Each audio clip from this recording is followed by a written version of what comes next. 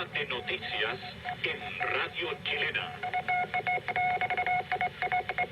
La noticia de la aparición de 3 cadáveres al poniente de Santiago está provocando escenas de profundo dramatismo, ya que aún no se determina fehacientemente la identidad de las personas asesinadas. Tenemos la esperanza, manifestó el funcionario de la Iglesia, que pronto se informe con certeza y con veracidad, ya que se trata de la vida de las personas y el sufrimiento lo estamos compartiendo con los familiares que buscan información. El 29 de marzo de 1985 mataron a mi padre, Manuel Guerrero Ceballos. Lo encontraron junto a los cuerpos de Santiago Natino y José Manuel Parada. Fue un crimen brutal. Fue la demostración de lo que eran capaces los servicios de seguridad de la dictadura Pinochet.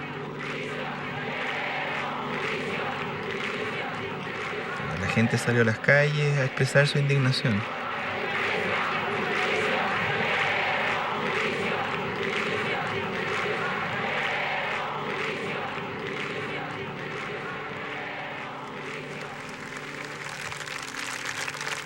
Quiero que gritemos juntos.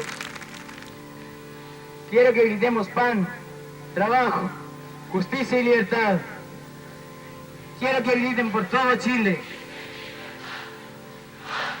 Trabajo, justicia y libertad. Pan, trabajo, justicia y libertad. Pan, trabajo, justicia y libertad. Pan, trabajo, justicia y libertad. Y a pesar que yo solo tenía 14 años, decidí tomar el lugar de mi padre y continuar la lucha contra la dictadura. Ya llevaba 13 largos años. Ni las balas, ni la represión, ni la intervención norteamericana en Chile van a detener la lucha del pueblo. Esta va a parar, no va a cesar hasta botar la dictadura. Nada detiene a un pueblo que está consciente de su lucha. Nada detiene a un pueblo que sabe que tiene en su cabeza, que tiene en su horizonte la figura de la victoria. Ni la represión, ni la intervención, ni el soborno comercial, nada. Entonces que escuchen bien los asesinos, que escuchen bien mis amigos. El pueblo chileno va a seguir adelante. El pueblo chileno va a lograr su libertad.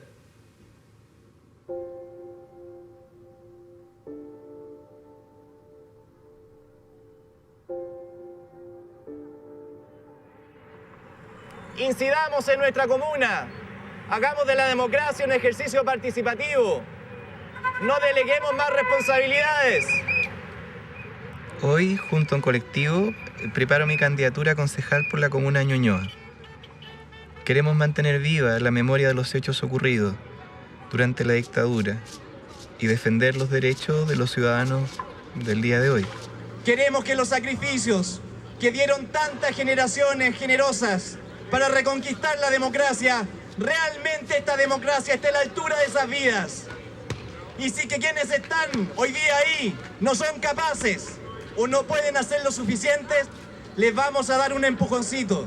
Nosotros, los jóvenes, los de ahora, sin mochilas, con identidad, con historia, con pasado, pero con un pasado abierto al futuro, con un pasado que es un trampolín que nos lanza hacia adelante.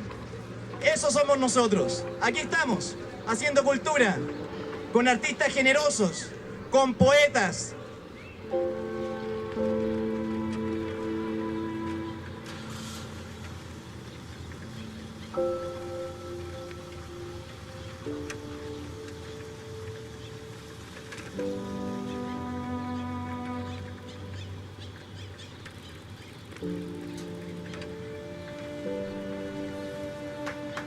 Impacto 12,5, sí. 12,48. Vamos adentro. Sacamos más que el PPD, weón.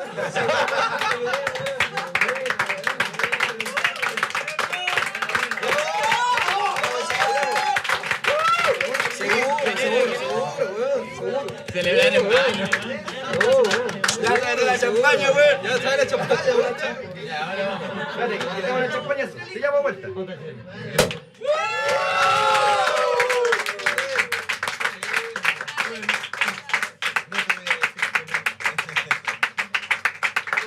salud por este trabajo, salud por este grupo humano.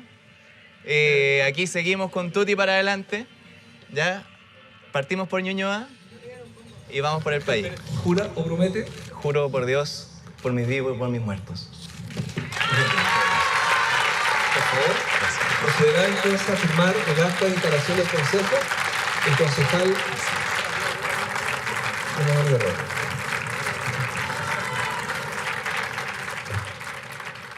Cuando hablo de mis muertos, hablo de mi padre. Después del golpe militar, mi papá fue detenido y estuvo desaparecido durante varios meses.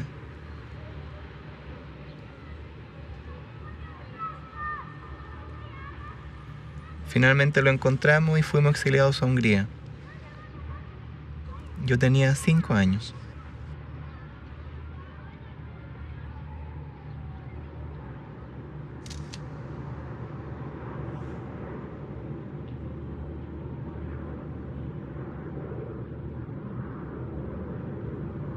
Yo recuerdo ahí haberme reencontrado con mi papá subiendo la escalera del avión y tener ahí nuevamente la certeza de que éramos familia, porque ya iba mi mamá, iba en América, que era guaguita en brazos, e iba yo y vi a mi papá, nuevamente estábamos juntos.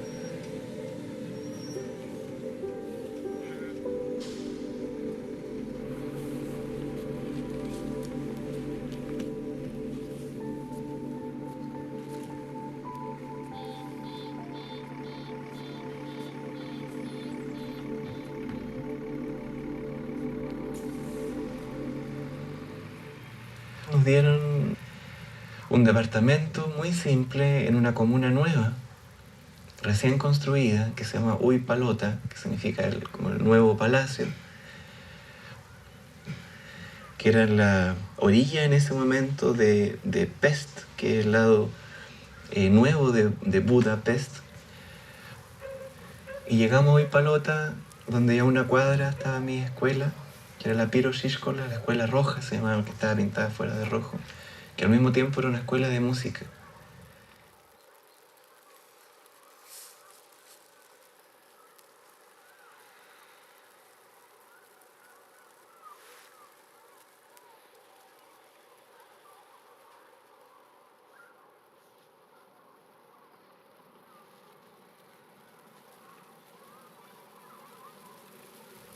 Yo recuerdo llegar y ver el lugar donde jugaban los niños con arena, los columpios.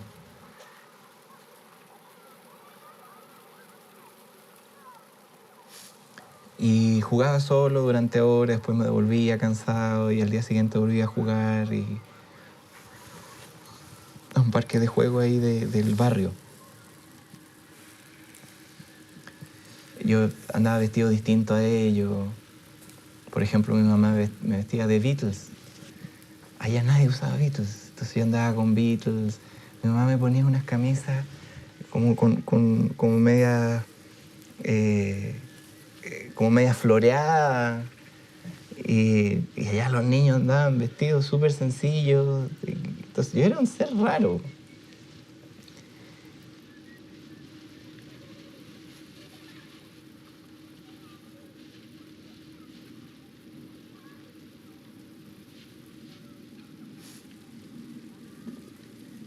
Hasta que un día yo estaba jugando en la arena con unos autitos y se me acercó un niño moreno, con rasgos indígenas. Para mí era un niño mapuche y me habló en castellano. Y era el Pablo. éramos como Batman y Robin. Yo me metía en problemas y el Pablo iba y era el que peleaba por mí. Me protegía. Y, K, L, Y, M, N, Ñ, O, U, Ö, P, Q, R, S, S. La S es sh. Sh, st, ch, U, E, V. La W no me acuerdo. W, X, Y, Z. Y, Z. ¿Cómo Z. Z, J. G. G. Sí. Ahí está. Y me acuerdo que en estas salas hacíamos los carnavales también. Los carnavales, nos disfrazábamos. Nos disfrazábamos. Y me parece que tú te vestiste de karateca. De karateca. Y le hicimos montamos una escena de que sube el fantasma y el karateca independiente al escenario y de repente se dan cuenta de que los dos tienen miedo. Cada uno le tiene miedo al otro. Y después vencen su miedo y salen como amigos. Como amigos, ¿verdad? El fantasma y el karateca. Qué bonito. Eso fue en el escenario ahí abajo. Sí. Sí, me acuerdo. Sí. Sí, Y me acuerdo. ganamos una torta. Me parece que me senté ahí un tiempo. Acá, y la Edith estaba por aquí o por allá. ¿Y tú te sentabas ahí atrás? ¿Dónde estabas tú? Yo estaba al lado tuyo. Al lado mío, ¿verdad? Sí, sí. Acuérdate que tú no hablabas y era húngaro. Y a mí me sentaron al lado tuyo para que te ayudara. Porque el primer año tuviste que repetir el año. Repetir el año, claro. Me dijeron, Pablito, tradúcele al Manuel que el Manuel es muy inteligente porque no habla húngaro.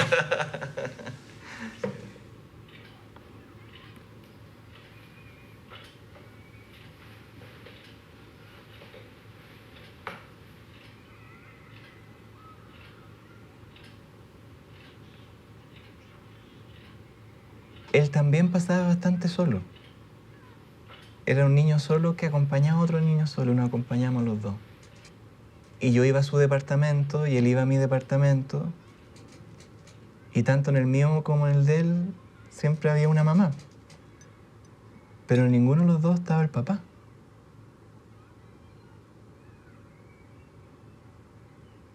Lo que nosotros sabíamos como niños es que el papá estaba de viaje.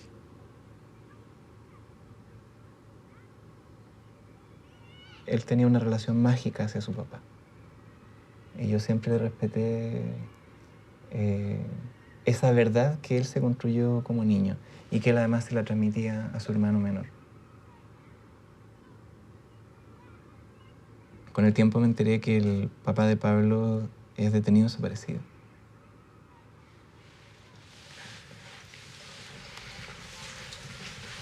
Esta historia.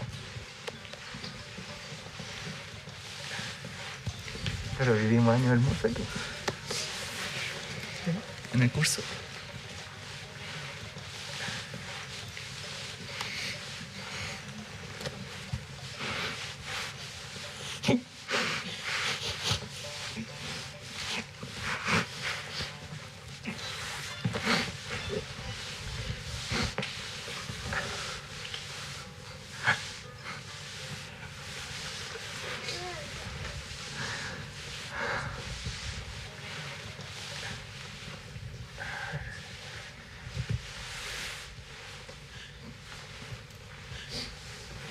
Yo estaba hablando con mi mamá.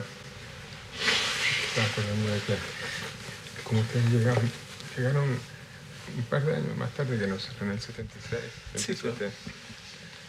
Y me decía, mira,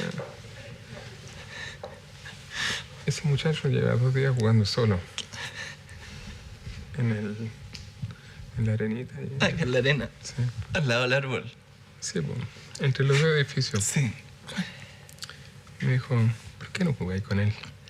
Debe ser un niño chileno.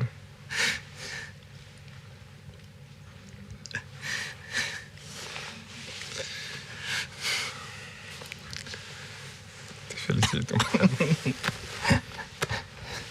Yo no estoy preparado todavía. No, tranquilo, tranquilo.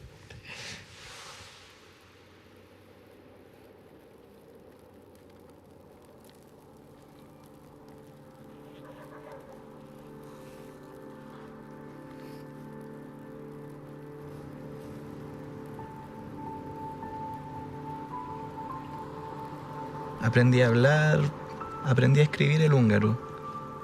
Por lo tanto, yo fui el traductor oficial de la familia durante muchos años. De niño me convertí en un adulto.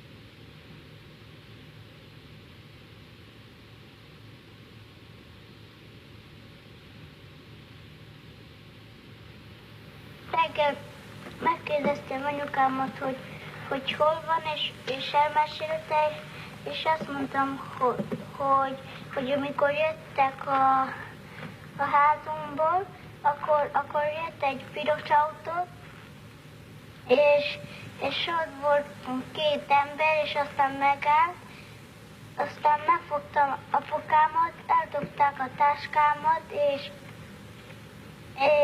és aztán eltötték az apukámat, az szemüveget, és aztán valamit tették a szájára, és a szemére is, és aztán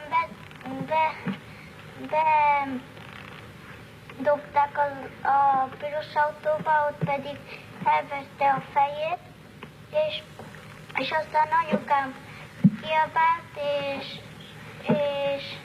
és egy bácsi pedig elfogta az apukámnak a szemüvegét, és anyukámnak aztán, és aztán nem jött el haza.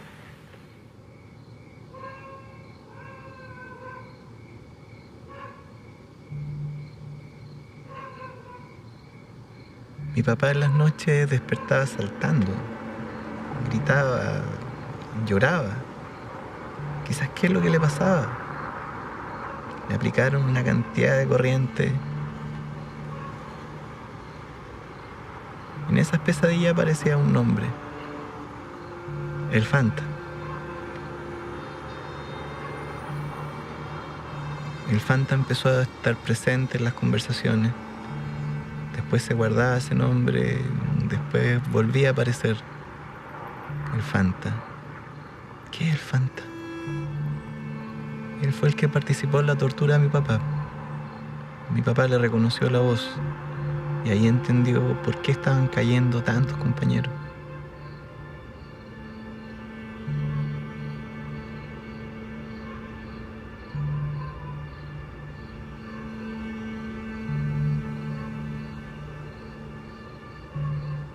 Cuando ellos lo pronunciaban era con asco, con horror, con desconcierto.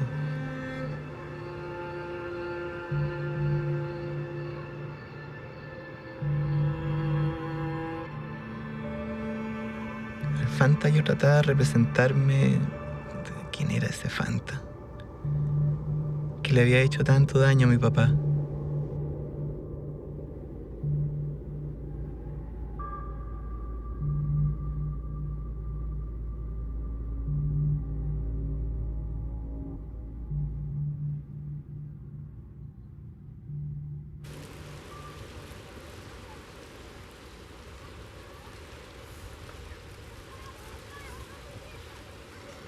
Mi papá comenzó un proceso de limpiarse, diría yo, de recuperarse del shock, del trauma de la tortura.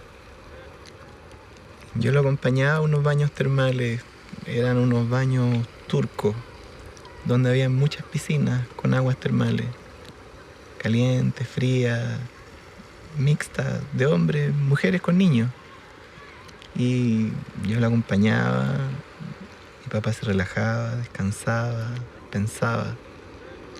Y mientras él estaba en ese estado de introspección, diría yo nadaba.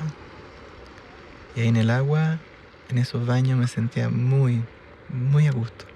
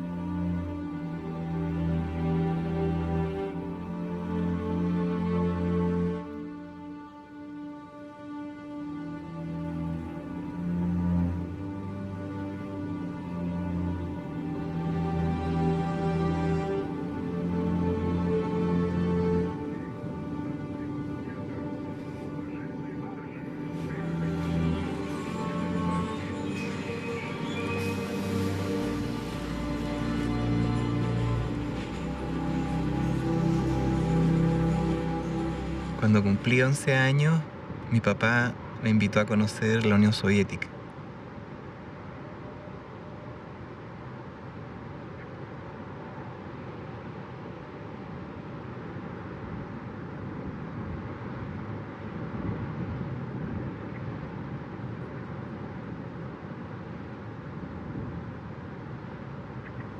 Para él era un momento muy trascendental.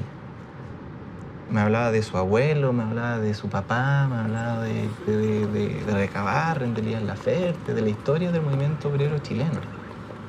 Y que todo eso nació acá, en la Unión Soviética.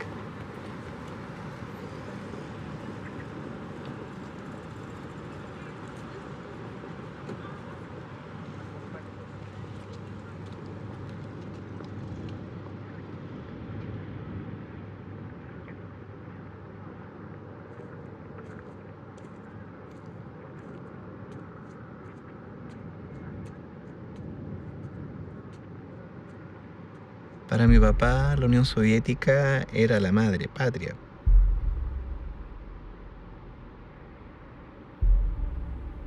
Para mí era la tierra de los cosmonautas, de Gagarin.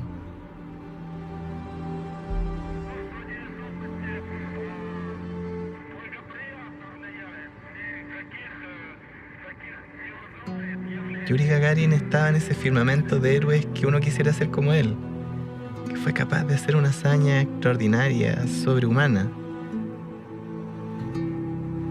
Pero él siendo muy humano, sin perder la humanidad, sin perder el cariño, sin perder la ternura.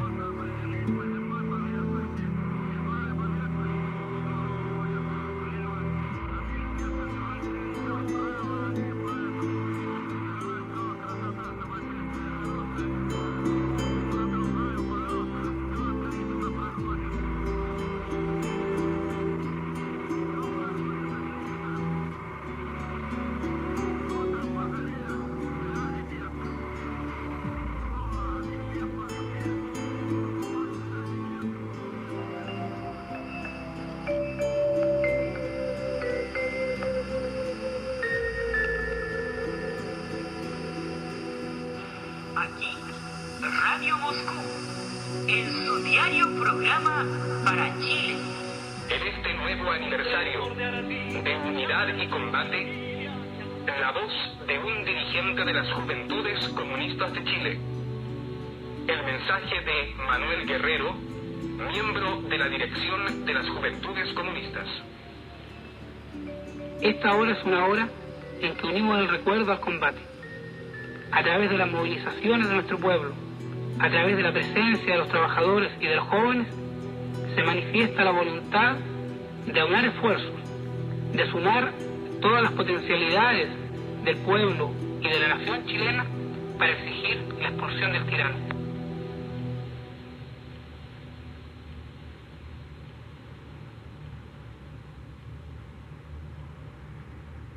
Mi mamá quedó muy sola por toda la actividad política que realizaba mi padre.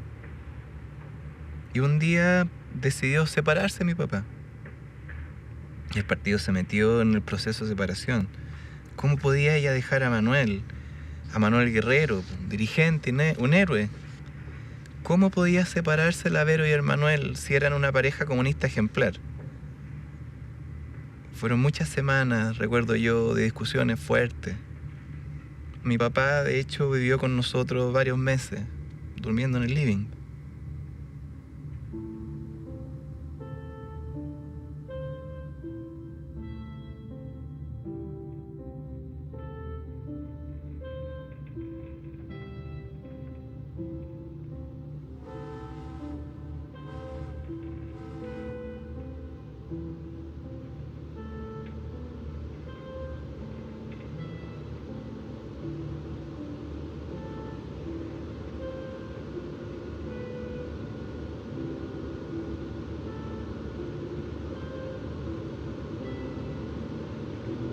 Hasta que un día mi mamá decidió irse de Hungría.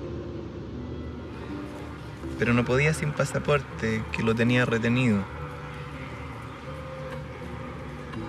Entonces se le ocurrió inventar un viaje y compró pasajes para ir a Roma.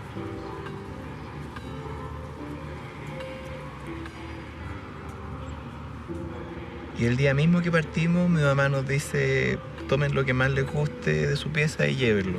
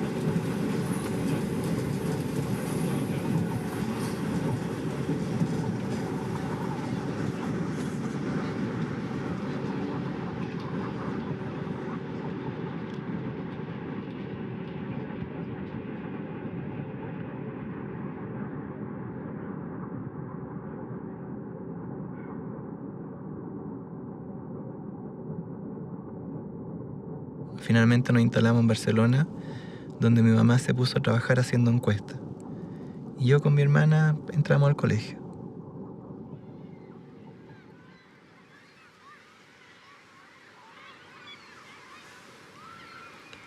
Y ahí un día llegó mi papá.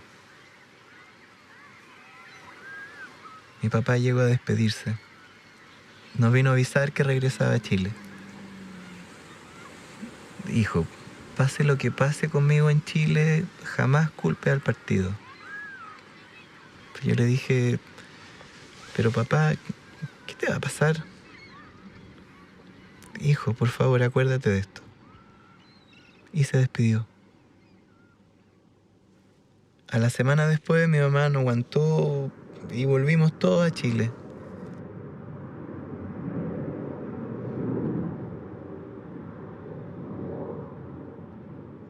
Era el año 82 y todavía estábamos en dictadura. Las organizaciones civiles empezaron a manifestarse para que terminara la dictadura. Y mi papá comenzó a trabajar como dirigente de los profesores, de la GECH, que era la Asociación Gremial de Educadores de Chile. Él quería trabajar desde dentro para derrotar a la dictadura. Estamos claros, ¿no es cierto? Si no hay ninguna observación más al reglamento, de que queda, por lo tanto, con las observaciones que se me han hecho y punto. A ver, Guerrero. Por el adelante yo señalé de que se trata naturalmente de hacer un esfuerzo muy grande justamente con la globalización en la perspectiva de transformar la GES en una poderosa organización del magisterio chileno. Tenemos que dar una vuelta una vuelta fundamental en la forma de enfoque de los problemas que nosotros toca asumir. El año 84, Sergio Onofre Jarpa, que era ministro del Interior de la dictadura en ese momento, decretó el estado de sitio. En el estado de sitio se suspendían todos los derechos y libertades de la gente y ordenó la detención y expulsión de mi papá. Ahí lo dejamos de ver, porque entró a la clandestinidad. Nos llegaban a veces cartas de él. Lamentablemente no conservamos, porque la práctica de seguridad de la época era que si tú recibías noticias de alguien que estaba escondido, la leías y la rompías inmediatamente. Llevo ya casi 2 semanas durmiendo de casa en casa, oteando las calles, acechando el peligro. Cuando se nos puede ir de por medio la vida, esto no es un juego, esta no es una aventura. Pero de aquí no me muevo. Ya conocí el exilio, aquel puente cortado, aquel arcoíris sin colores. Y mal que le pese a quien quiera pesarle, esta es mi tierra. Riesgosa y dolida, ensoñada y esquiva, pero esta es mi tierra.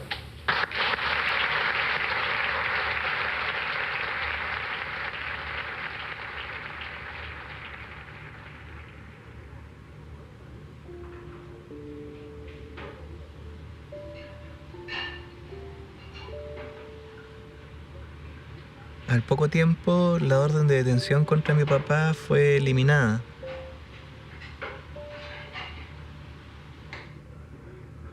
Mi papá comenzó a trabajar en el colegio como inspector. Nos encontrábamos por las mañanas en la puerta del colegio. La vida regresaba a la normalidad. Incluso hicimos planes de vivir juntos.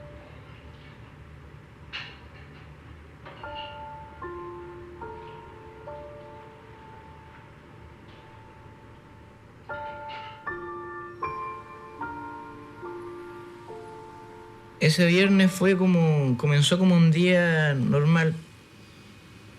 Yo llegué al colegio a las 7:25 más o menos. Él estaba ahí, él era el inspector de mi colegio. Me dio un beso y me dijo que él quería conversar después conmigo. Yo entré a clase de matemática y él se quedó conversando afuera del colegio, en la puerta, con José Manuel, un apoderado del colegio.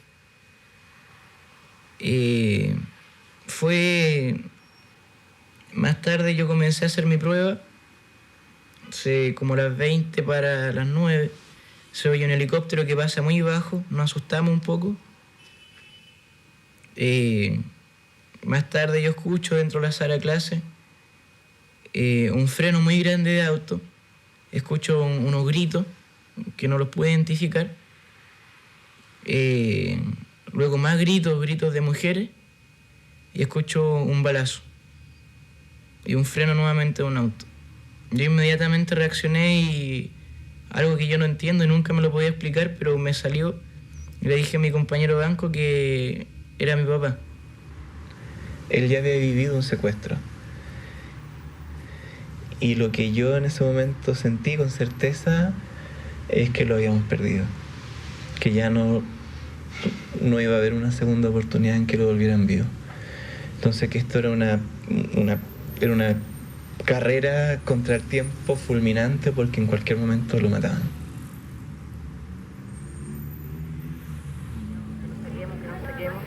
Si es que nosotros dos, con mi hermana y los hijos de José en el Parada, no tenemos la seguridad que hoy día mismo esté muertos nuestros padres.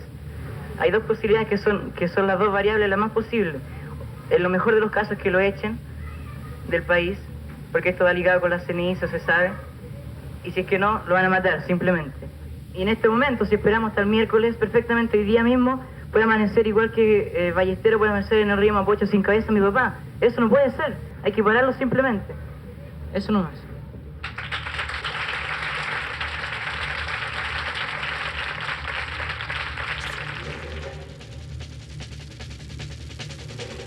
El diario de Cooperativa está llamando. Ampliando la información desde el camino que circunda el aeropuerto de Pudahuel, les informa la unidad móvil de Cooperativa. Tenemos que señalar que aun cuando no está confirmado, se trataría del profesor Manuel Guerrero Ceballos y del funcionario de la Vicaría de la Solidaridad, José Manuel Parada Maluenda.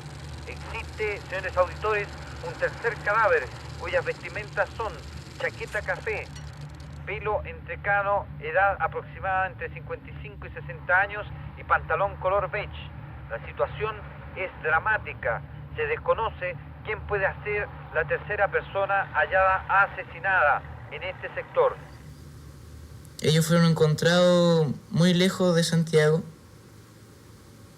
en un campo, junto con otra persona que se llamaba Santiago Natino. Fueron encontradas por un campesino que pasó por casualidad y vio este horroroso espectáculo. Ellos estaban separados como por 30, 25 metros uno de cada otro. Estaban degollados con un corvo, con un cuchillo le habían cortado el cuello. José Manuel, aparte de esto, tenía la parte del estómago totalmente acuchillada. Mi papá tenía marcas de culatazos, tenía el hueso quebrado en la frente, tenía una oreja quemada con cigarrillo, muy morado, desangrado también. Y Santiago Natino también tenía estas características. Yo no había podido llorar. Durante mucho tiempo no lloré. Y yo los miraba, los escuchaba, y era como una letanía del dolor. Era como la derrota total. Entonces ahí decidí dar mi testimonio. Yo no quise dar un discurso, sino dar mi testimonio de lo que me ocurría a mí como joven de 14 años. Yo soy Juan Manuel Guerrero y para empezar, como entre comillas, mi testimonio, quiero empezar con un poema que es de Bertolt Brecht. El poema dice que hay personas que luchan 1 año y son buenas. Hay personas que luchan 2 años y son mejores. Pero hay personas que luchan toda la vida. Esas son indispensables. De este tercer ejemplo pertenecía a mi papá. Mi padre perseguía un ideal que era muy claro para muchos y era un hombre muy abierto. Él quería lo mejor para todos y siempre luchó por ello. Él ahora ha sido asesinado. Ha sido asesinado por los cuervos de la dictadura. Esto, si lo quieren llamar de otra manera, bueno, yo lo llamo así, hay que vengarlo. Hay que terminar con esto, no podemos aceptar más muertes. Mi padre murió con la hoz en la mano. Él perseguía un ideal que aquí está prohibido en Chile, pero que en otros países ya ha surgido y ha formado gobiernos que son fantásticos. Ha formado gobiernos que son de todos. Y mi papá perseguía esto. Yo no estoy llorando y no he llorado hasta el momento. Yo seguiré el camino de él. Y en este momento no expreso mi pena, expreso mi indignación porque no terminamos nunca con esto. Nos tenemos que unir. Aunque sea yo un niño de 14 años que le llama la atención, que le haga, si quieren llamarlo, una clase de conciencia, un petitorio como quieran, pero debemos unirnos. Basta. Esto debe terminar. Tengo una hermana que tiene 8 años, se llama América. Ella aún no sabe la situación. Cuando sepa, seguramente parte de su mundo infantil se va a derrumbar. No va a tener lo que todos en esencia queremos, que es un padre. Como ya dije antes, mi papá murió con la hoz en la mano. Nosotros le pondremos el martillo, o la cruz, o un pan, un libro. Da lo mismo. Podemos terminar con esto. Gracias.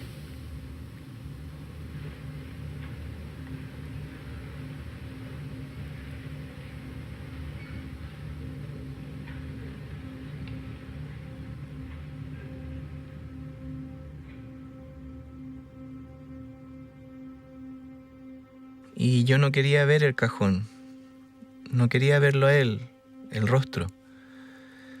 Me costaron muchas horas, Yo pasé muchas horas en la noche al lado de ese cajón. Hacía harto frío. Hasta que recuerdo que llegó Juana, que era la compañera de mi papá, y con ella la tomé del brazo y ahí decidí ir a ver el cajón.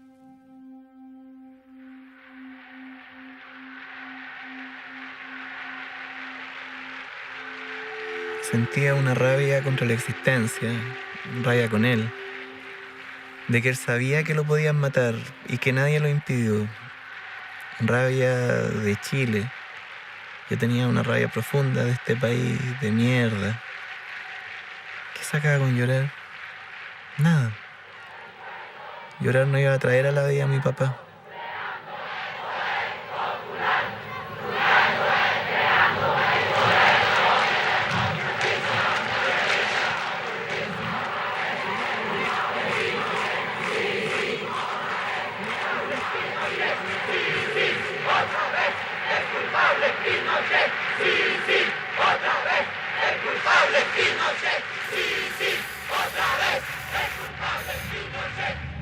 Estaba la gente agolpada en las calles, exigían justicia.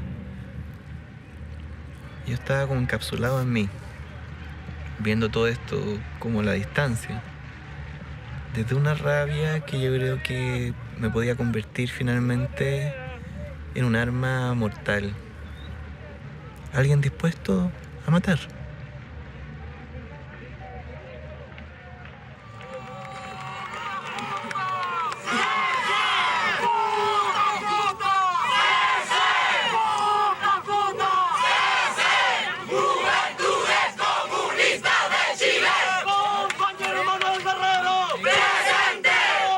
Santiago Natino. ¡Presente!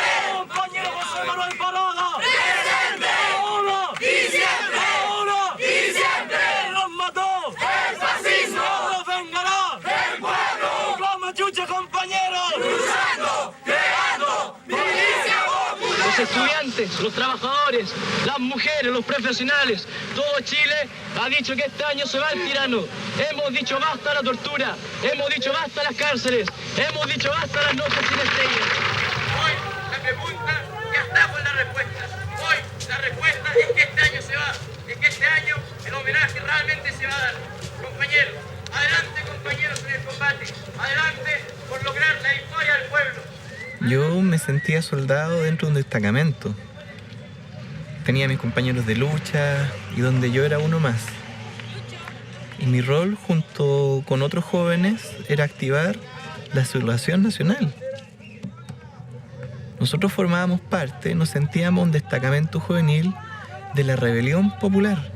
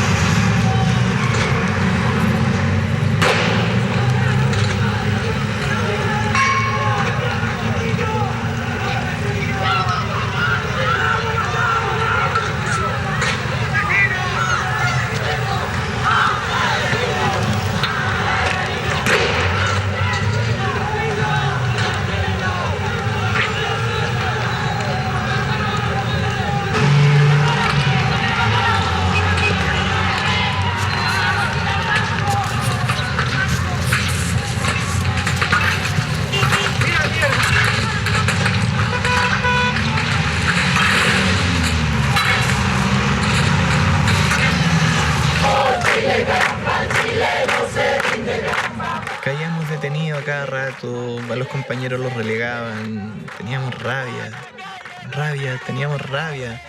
teníamos impotencia. Nosotros queríamos derrocar a la dictadura ya. El diablo no es el pueblo ¿dónde está? El pueblo está en la calle pidiendo libertad. El pueblo, luchando, creando poder popular.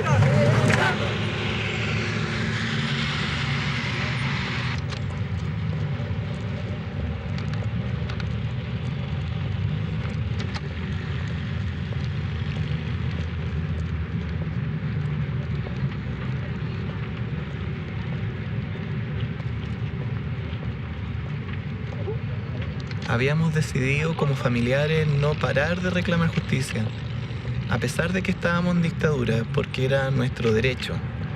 Y queríamos castigo a los culpables. A mí me movilizaba fundamentalmente eso, que se castigara a quienes eran en concreto los que habían cometido este crimen. Y realizamos estos bandejones todos los viernes y hacíamos estas protestas frente a la Moneda y nos reprimían con carabineros. Avanzábamos con los carteles con el rostro de nuestros familiares, en claveles, dábamos una vuelta y se nos sumaba la gente. Pedíamos justicia. Y esto lo hicimos durante meses. Era como un gesto de dignidad mínima.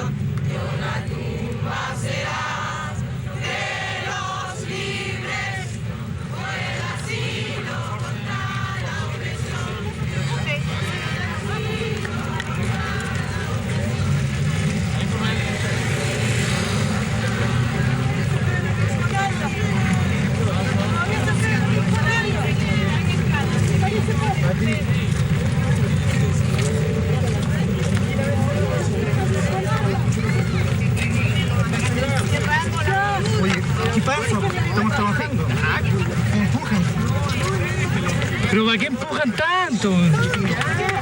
¿Cuál es la... ¿Qué pasa? ¿Para qué empujan tanto? ¡Libertad!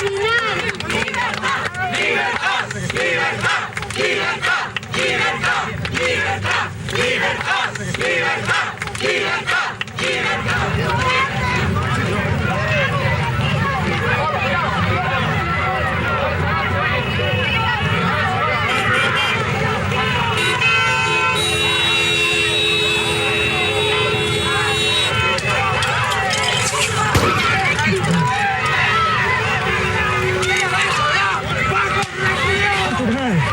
Tengo diversos amedrentamientos, pero el más claro, el más directo se da este año, hace más o menos 3 o 4 meses, cuando a las 11 de la noche, cerca de mi casa, me toman 3 civiles, me golpean en la cara, me quiebran la nariz, me ponen un cuchillo alrededor del cuello y me dicen que si es que yo sigo haciendo discurso, me van a callar para siempre. Luego, yo sigo haciendo mi actividad de dirigente estudiantil, sigo denunciando el crimen de mi padre con más fuerza aún, saliendo en las radios, en los videos, en la revista, en los actos del pueblo, y comienzo a tener diversos acosos, diversas persecuciones. Mi casa es vigilada y no puedo entrar solo a ella. Paso a la clandestinidad, vivo un mes fondeado de casa en casa, conociendo realidades distintas, pero no la realidad de mi familia, sin salir de las 4 paredes, sin participar de las luchas callejeras.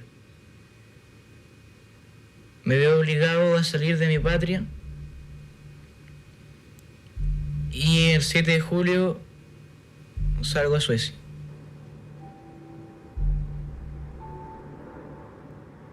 Ahora salí yo al exilio, gracias a la ayuda de la Vicaría de la Solidaridad. Este es un organismo en la iglesia que protegía, defendía a los perseguidos durante la dictadura. Finalmente terminé viviendo en la RDA.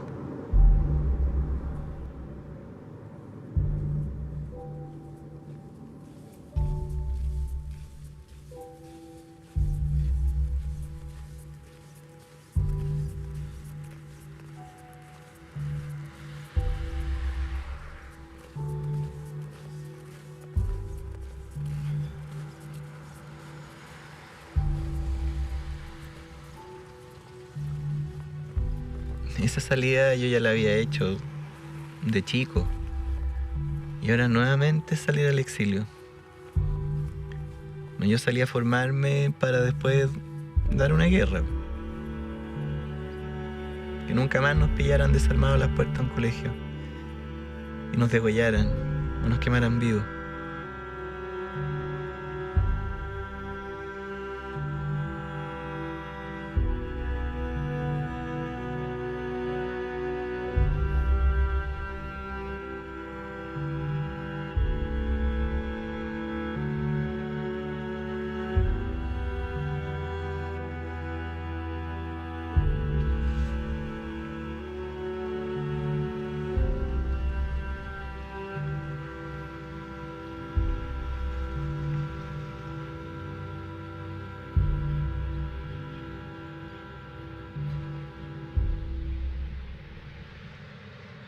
Hacía ejercicio físico, me entrenaba, trotaba, corría, hacía abdominales, leía, estudiaba. Me quería volver una especie de hombre de acero. No sé, alguien que pudiera poner fin a esto. Yo estaba dispuesto a dar la vida.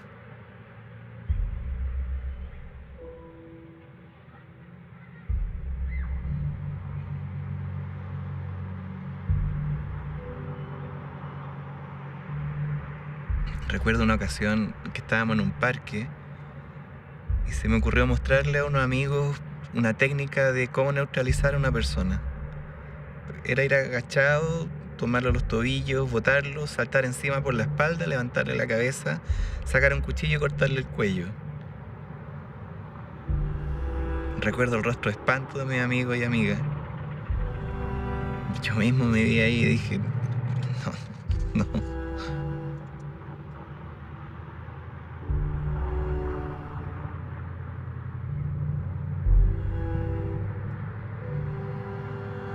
Yo no estaba dispuesto a eso. Opté por otro camino.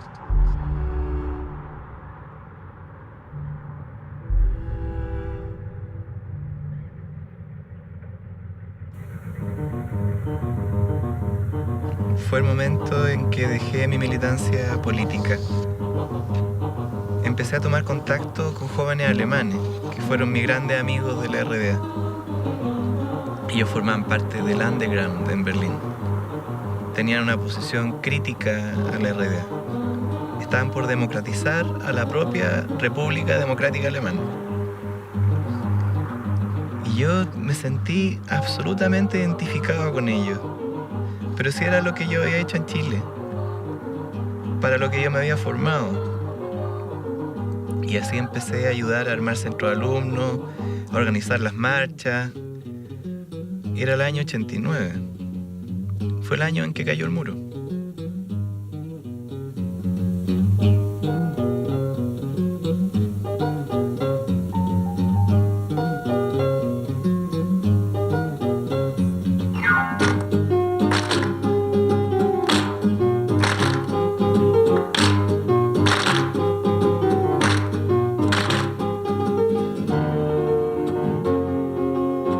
Un día, uno de estos amigos nos dice: oye, ¿por qué no vamos a visitar al viejo Marx y a Engels? No deben entender nada de lo que está pasando en la RDA. Y ahí estaban los dos impertérritos, con la mirada fija. Curiosamente estaban mirando hacia Berlín Occidental. Calle se ve,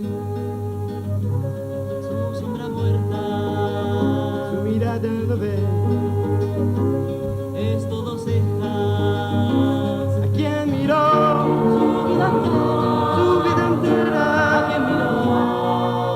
ponía mucha música, muchas canciones románticas. Bueno, varias de estas canciones estaban dedicadas a mi papá también, pero en gran medida eran canciones de amor. Y tocando en una especie de peña o fiesta, se me acercó una muchacha. No sé, yo tenía unos 17 años y la Karen unos 16. Y me habló de que le había gustado la canción. Nos pusimos a hablar de música y hablamos durante toda la noche, sin parar.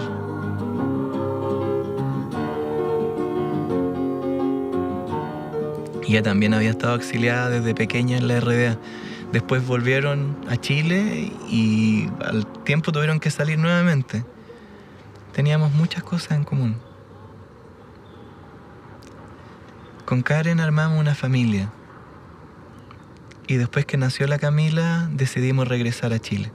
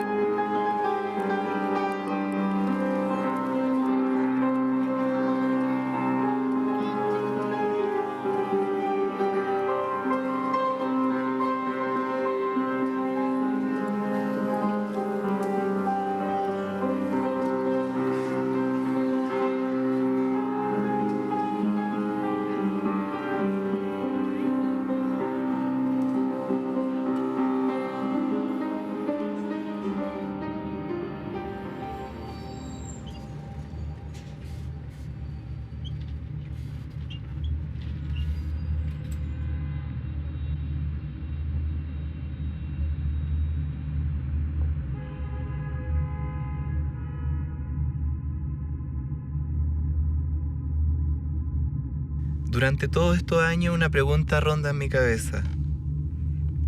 ¿Por qué los mataron? Poco a poco fuimos sabiendo la verdad. 9 años después del asesinato, un juez logró reconstruir la escena del crimen. Ahí por fin pude ver el rostro de los asesinos.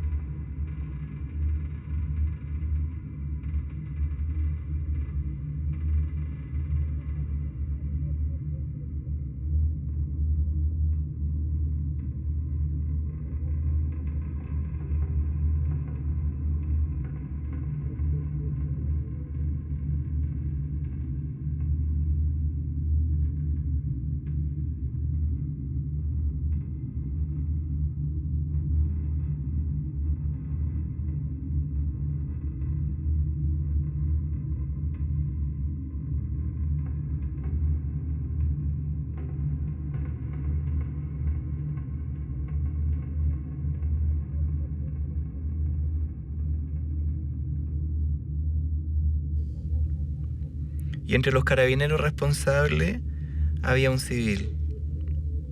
Era el Fanta, Miguel Estayreino. El Fanta, el mismo que mi papá había reconocido durante la sesión de tortura, en su primer secuestro. Era su voz, la del traidor.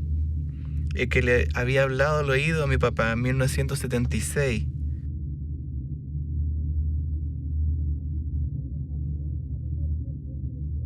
El Fanta fue un militante comunista que se transformó en agente represor después de quebrarse durante la tortura.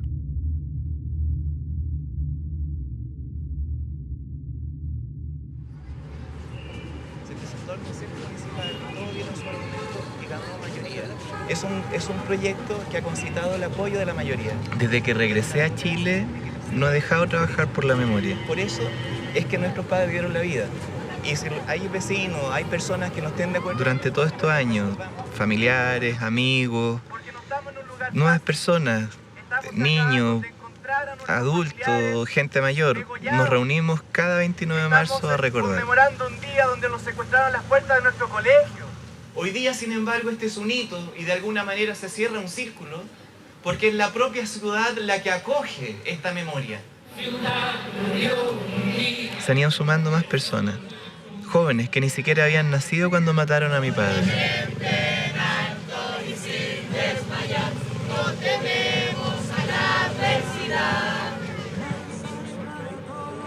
En esos momentos pienso que mi historia no es solo mi historia, es la historia de un país completo. Todo ese sentir profundo que solo ella, nuestra Pachamama, amorosa, contenedora.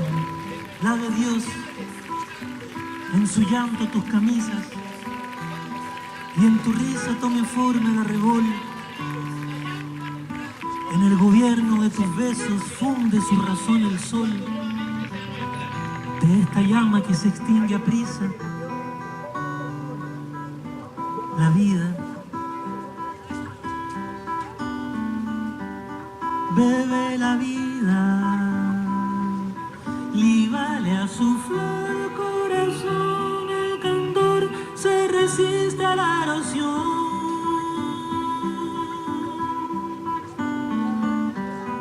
Fragua en el fuego de los nuevos años, lanzas para todos los venenos, siembra sobre el suelo